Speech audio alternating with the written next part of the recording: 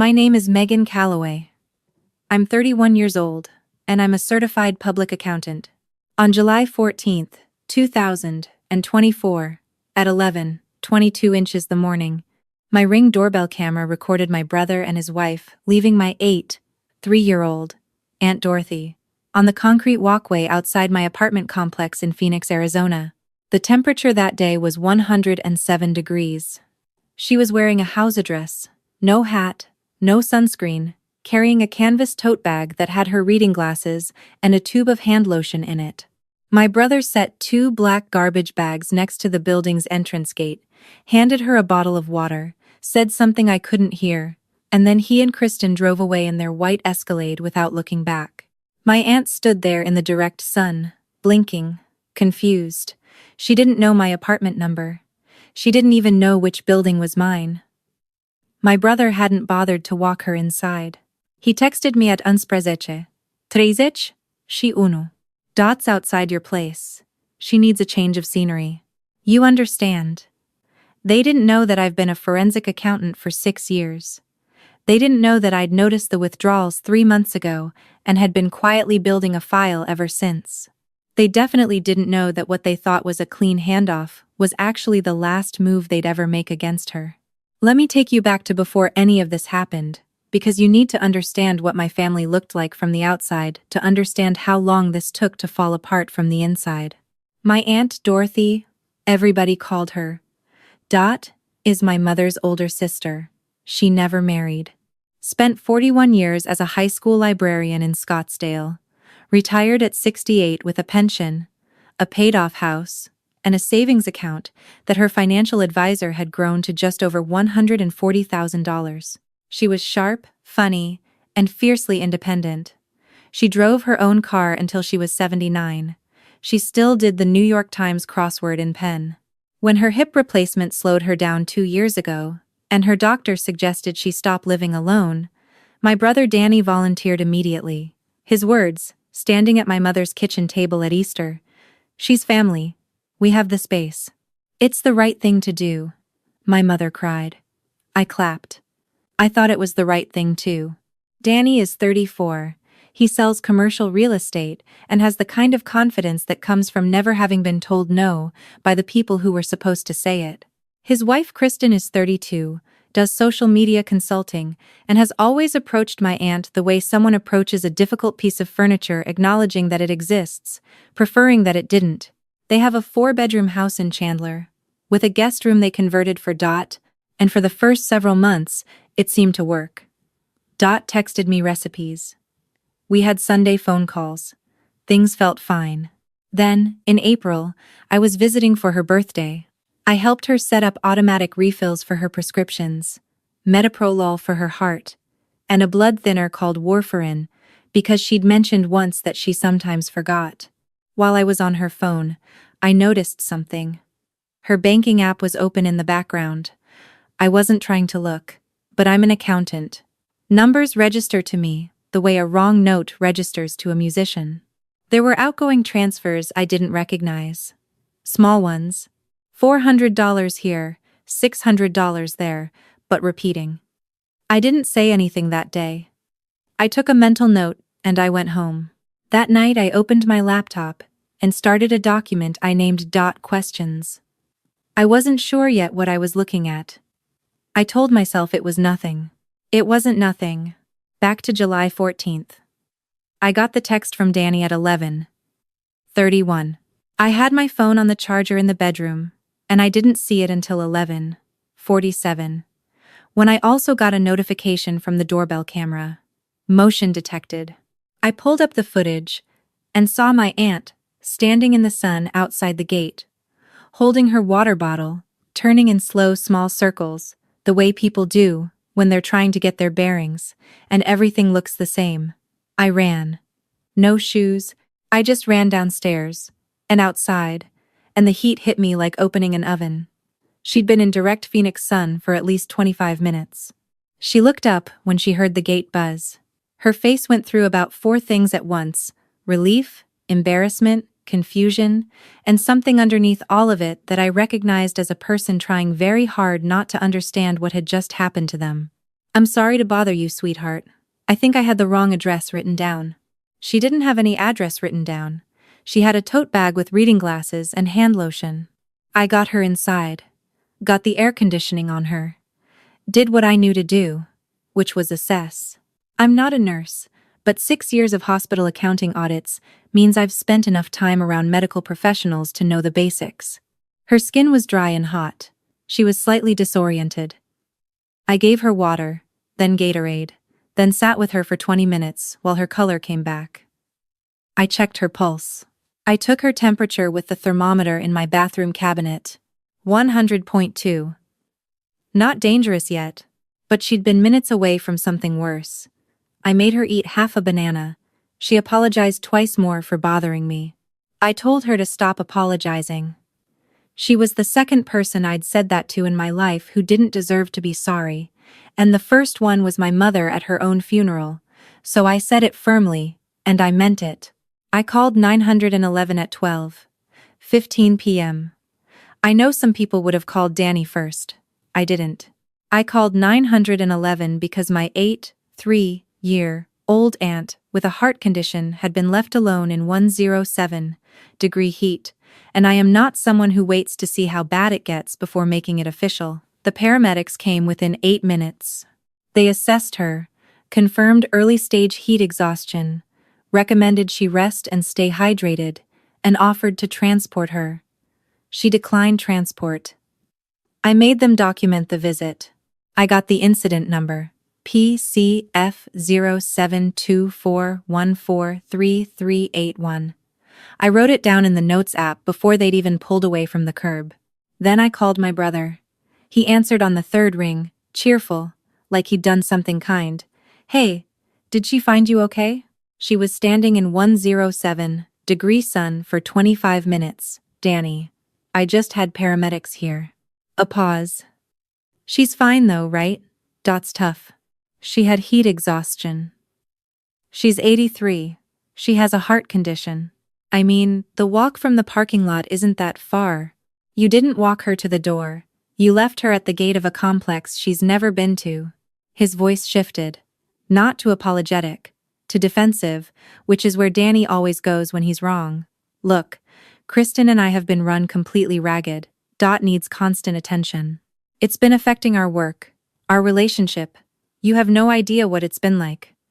You live 20 minutes away, and you've visited twice, in 8 months. I let him talk. He talked for 11 minutes. I had my phone on speaker and I was recording, because Arizona is a one-party consent state and I had given myself permission. He said that Dot had become a burden. He said that her nighttime confusion was keeping Kristen awake. He said that her medical appointments were taking up entire days. He said she was welcome to come back once we figured out a long-term plan. He used the phrase, long-term plan, 4 times. Each time, what he meant was, once you agree to take her permanently. He ended with, you're more patient than us, Meg. You've always been better at this kind of thing. This kind of thing. His 83-year-old aunt was this kind of thing. I ended the call, saved the recording. Danny, call, 71,424, M4A, 11 minutes, 43 seconds. Then I sat down at my kitchen table, and I opened the document I'd started in April, and I started adding to it. Here is what I knew, and here's what I was about to find out. What I knew, Dot had $140,000 when she moved in with Danny and Kristen in January of 2023. I knew this because she'd told me, and because she'd shown me her most recent statement that Easter visit with the kind of quiet pride older people have about money they've saved through decades of careful living. I also knew there were transfers I couldn't explain. What I found out, starting on July 14th and continuing over the next 6 days, was that in 18 months, $89,000 was gone. I asked Dot's permission to look at her accounts. She gave it immediately, and the way she said please, like she'd been waiting for someone to ask, told me that part of her had already known something was wrong. She just hadn't had anyone willing to look. The pattern was clear once I laid it out. Danny had set up automatic transfers from Dot's checking account to a joint account he shared with Kristen, listed in the memo lines as household contribution and shared expenses. 12 transfers over 15 months. $2,200 a month. That was $33,000 for what he described to her as her fair share of living costs. I looked up average room and board rates for assisted living facilities in Chandler. The highest rated one near their neighborhood charged $4,800 a month and included nursing staff, activities, and meals.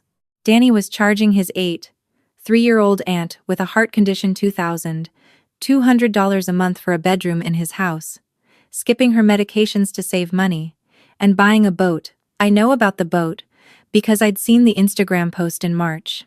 New addition to the family. Hard work pays off. Kristen had added a nautical flag emoji. But that wasn't the worst part. The worst part was what I found when I went looking for her medical records. Dot's cardiologist is a Dr. Philip Okafor, in Tempe. She'd been his patient for 4 years. I called his office on July 16th, identified myself as her niece and emergency contact, and asked when her last appointment had been.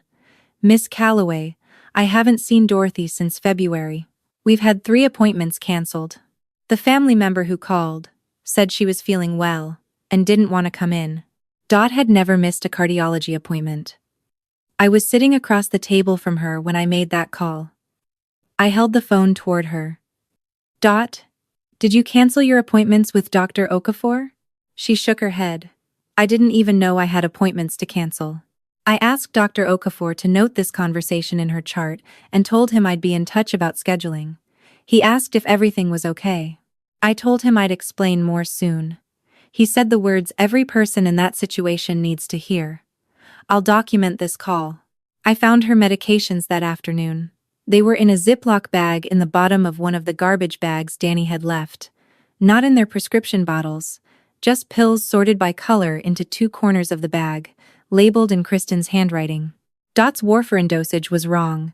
Her metoprolol was 3 weeks expired. And the blood thinner log they'd kept a spiral notebook, with dates and doses checked off, had 11 days in the past 2 months, where the entry read patient refused. Dot takes her medication without complaint. She's been taking it for 4 years. I showed her the notebook. She stared at the refused entries, and her mouth went thin. I never refused anything. I didn't even know there was a log. I photographed everything, documented everything. Made a spreadsheet Dorothy, Calloway, financial, timeline, TexLSX, with every transaction I could trace, categorized by type, flagged by anomaly, 17 pages, 42 line items. I'd been doing forensic accounting for 6 years. This was the clearest case I'd ever built. Then I found the investment account. Tucked in Dot's canvas tote, underneath the hand lotion, was a crumpled statement she'd brought with her, without knowing why. She said she'd grabbed papers from her nightstand, because she thought she was going somewhere temporarily, and wanted to have things. The statement was from a brokerage account I didn't recognize. $52,000 had been moved there from her savings in October 2023. The account holder was listed as a trust, Calloway Family Asset Management Trust, but when I looked up the trust documentation, the beneficiary wasn't Dot, it was Danny. I sat with that for a long moment. Then I called my attorney. Her name is Camille Reyes. I'd used her twice for contract work. She answered on the first ring, and when I explained what I had, she said, "Send me everything tonight. This is elder financial exploitation under Arizona statute. We're going to file."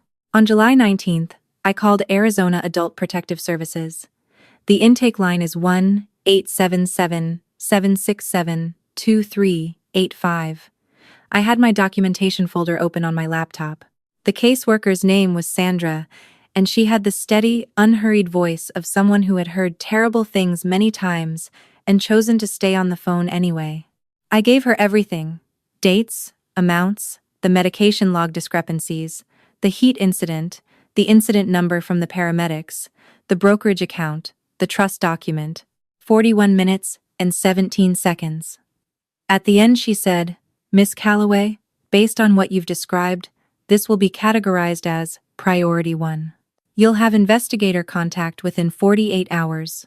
She gave me case number APS202466614. I wrote it on a sticky note and put it on my monitor. I want to tell you what happened that evening, because it matters. I was washing dishes. Dot was in the living room watching Jeopardy, calling out answers in a voice that had gotten stronger each day since her blood pressure stabilized on the correct medication doses. She got a daily double write something about architecture in Florence and made a small triumphant sound. I stood at the sink and felt two things at the same time: an enormous wave of love for this woman, and a cold, clean clarity about what I was going to do next. The investigator arrived on July 21st. His name was Robert Tillman, mid-50s, former social worker, unhurried. He spent 2 hours with Dot.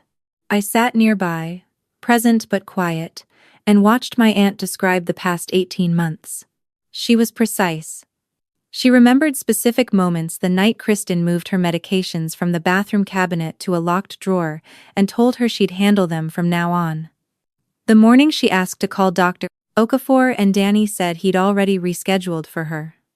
The conversation in March where she'd asked about her bank account and Danny told her not to worry, that everything was consolidated for simplicity. She didn't use the word manipulated. She used the word managed. But she said it with the tone of someone who had spent 18 months understanding, slowly, that they'd been managed into a corner. Tillman photographed the medication bag, noted the dosage errors, documented the expired prescriptions, asked Dot if she'd ever signed documents she didn't fully understand. She said yes. She said, "Gerald, that's my father's brother, Danny's namesake, a man Dot had trusted her whole life. Gerald had told her Danny would take care of the paperwork. She'd signed things Gerald brought to her. Several things. She didn't remember all of them." 2 days later, I got a call from Camille. "Megan, I need you to come in. We found something." The trust document, the Calloway Family Asset Management Trust, had Dot's signature at the bottom. I'd assumed it was legitimate when I first found it, just misused. It wasn't. Camille had sent it to a forensic document examiner. The signature didn't match Dot's actual signature on her driver's license, on her lease agreements, on anything. The letter spacing was wrong, the pressure pattern was wrong, and critically, Dot's middle name is June. On the trust document, the middle name was spelled Jean, her own name misspelled. On a document worth $52,000. Camille looked at me over her desk. "This is forgery, Megan. This is a felony."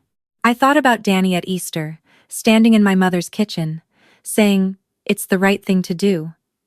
I thought about Kristen's nautical flag emoji. "What do we do?" "We've already done it," she said. "I sent everything to the Maricopa County DA's office yesterday. Elder financial exploitation, forgery, and negligent abuse. They've opened a case. On August 5th, I received the APS findings by certified mail. Case APS 202466614. All 3 allegations substantiated: abandonment, financial exploitation, neglect. The letter was 6 pages long. Official. Unambiguous. The last paragraph referred the matter to the Maricopa County Attorney's Office for criminal prosecution. That evening, Danny called. I let it go to voicemail. He'd heard from someone, a mutual cousin, I think, that an investigation had been opened. His voicemail was 5 minutes of escalation. Confused to angry to threatening to tearful, in that order. He said I'd destroyed the family. He said Dot had been happy. He said I was jealous of his success. At the end, his voice went quiet. "You know what, Meg? When Aunt Dot passes, you're going to regret keeping us away. There's a will. Think about that. There is a will. He's right about that. He is wrong about what's in it." I found out 2 weeks later from Camille, who had located the document through Dot's estate attorney. Dot had written her will in 2019. She'd left her estate to be divided equally between Danny and me, with a letter attached explaining her reasoning. I trust them both. They have been kind. Danny had known about this will for at least 2 years. He'd been trying to get it changed. There were emails between him and 2 different estate attorneys, asking how to initiate a will amendment for an elderly relative with mild cognitive issues. Dot does not have mild cognitive issues. Her cognitive assessment score, conducted by the APS physician on July 22nd, was 27 out of 30. She is sharp. She has always been sharp. Danny had invented a cognitive decline that didn't exist to justify taking over her finances. When Dot found out about the will, about the emails, about all of it, she sat quietly for a moment and then said, "He was my mother's favorite too. That family has always had a golden boy." She paused. "I'd like to change the will," she said. "Can I do that?" Yes. She could absolutely do that. On August 20th, with full legal capacity confirmed in writing by 2 independent physicians, Dot executed a new will. "I am the sole beneficiary." She also, at her own insistence, wrote a handwritten letter to be included in the estate file explaining her decision. I have read it twice and I will not summarize it here because it is hers. But I will tell you that the last line is, "I leave everything to Megan because she is the only one who asked me what I wanted." Danny and Kristen showed up at my apartment on September 3rd. I watched them on the camera for 45 seconds before I opened the door. Danny had a folder. Kristen had been crying recently. He launched in immediately.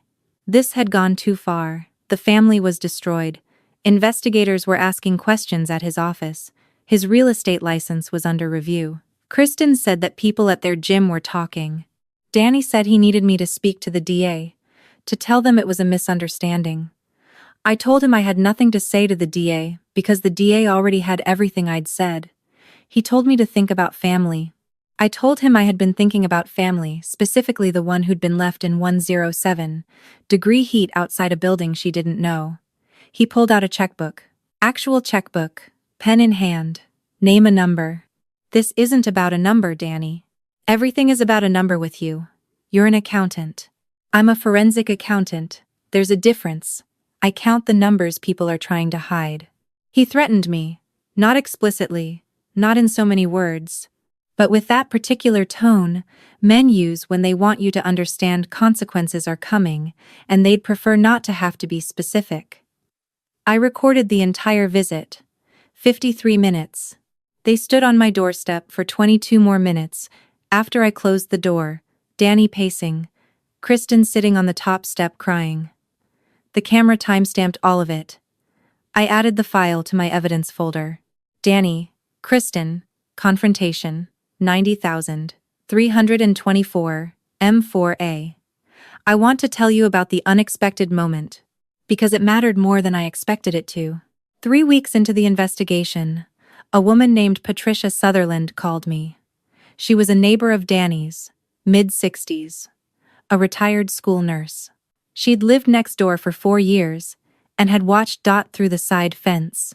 She'd seen things.